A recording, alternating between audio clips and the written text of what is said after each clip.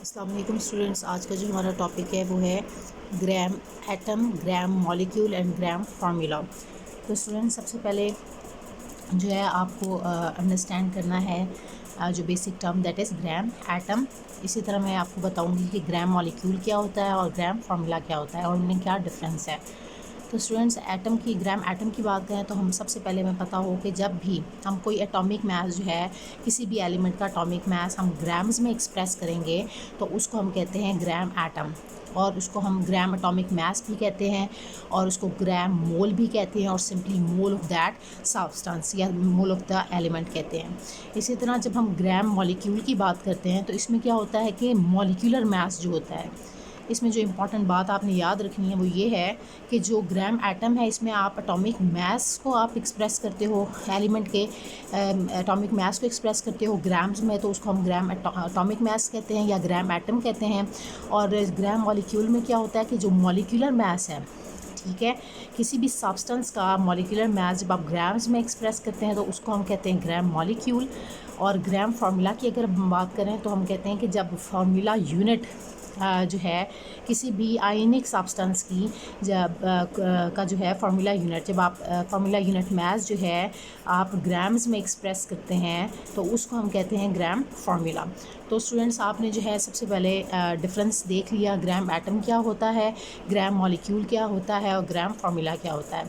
तो gram atom में आपने क्या देखा कि जब भी आप किसी भी एलिमेंट का एटॉमिक मास ग्राम्स में एक्सप्रेस करेंगे तो उसको हम ग्राम एटम कहेंगे, या ग्राम एटॉमिक मास उसका जो मास होगा उसे हम ग्राम एटॉमिक मास कहेंगे।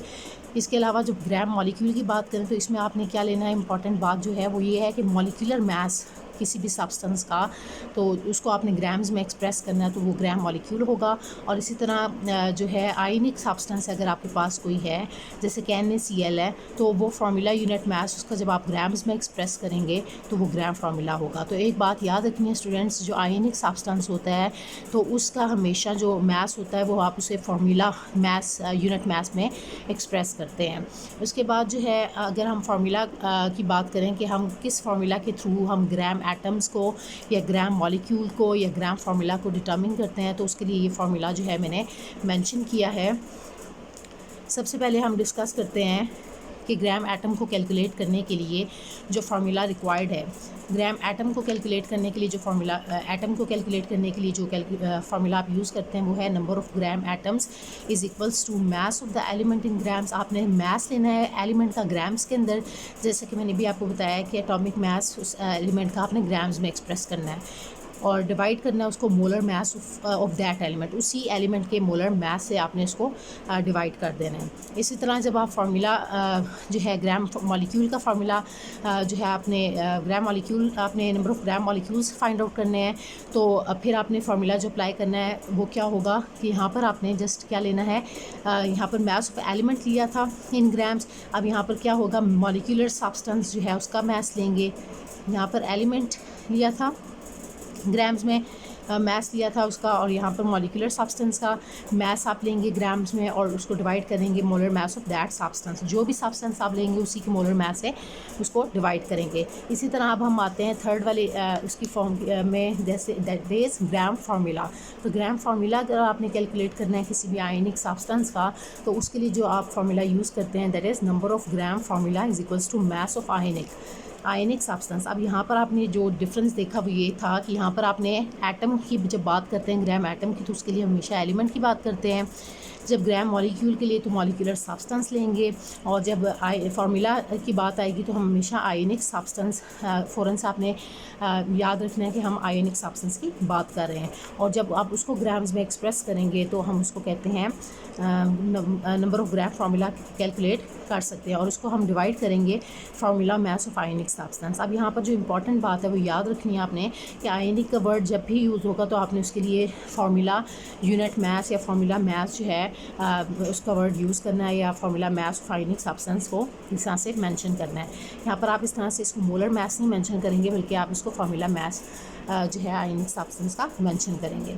तो अब स्टूडेंट्स हमने जो है सबसे पहले इसकी डेफिनेशन जो है ग्राम एटम की, ग्राम मॉलिक्यूल की और ग्राम फार्मूला की जो है डेफिनेशन देख ली। इसके बाद सेकंड स्टेप में जो है हमने इसका फार्मूला भी देख लिया कि किस फार्मूला को अप्लाई करके हम इसको डिटर्मिन कर सकते हैं ग्राम एटम को, ग्राम मॉलिक्यूल को एंड ग्राम फार्मूला को। और थर्ड में हम जो है इसकी अब एग्जांपल को डिस्कस कर लेते हैं कि किस तरह से है हम जो है ग्राम एटम हमें पता चलता है कि जो भी एलिमेंट है उसके अंदर कितने नंबर ऑफ़ ग्राम एटम्स मौजूद हैं, या ग्राम मॉलिक्यूल है या ग्राम फार्मूला जो है उस सब्सटेंस में प्रेजेंट है। तो सबसे पहले जो है आप ग्राम एटम की तरफ अगर हम आएँ तो हम कहते हैं कि जो 1 ग्राम एटम ऑफ हाइड्रोजन है।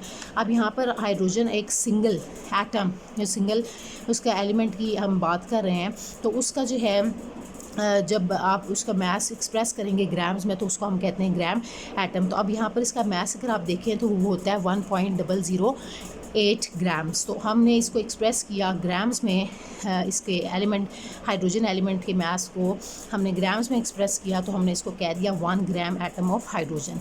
इसी तरह स्टूडेंट्स हम रिप्रेजेंट करेंगे 1 ग्राम एटम ऑफ कार्बन। अब कार्बन यहाँ पर वो भी सिंगल, अगर आप देखें सिंगल एलिमेंट है तो उसका एटॉमिक मास अगर आपको पता है, वैसे पता ही होगा क्योंकि एटॉमिक नंबर उसका 6 होता है, तो मास जो है वो 12 है। तो जब 12 ग्राम्स में आप इसको एक्सप्रेस कर रहे हैं, इंपॉर्टेंट जो चीज़ है वो ये कि ग्राम्स में एक्सप्रेस कर रहे हैं, तो इसी वजह से हम इसको कह रहे हैं 1 ग्राम एटम ऑफ कार्बन।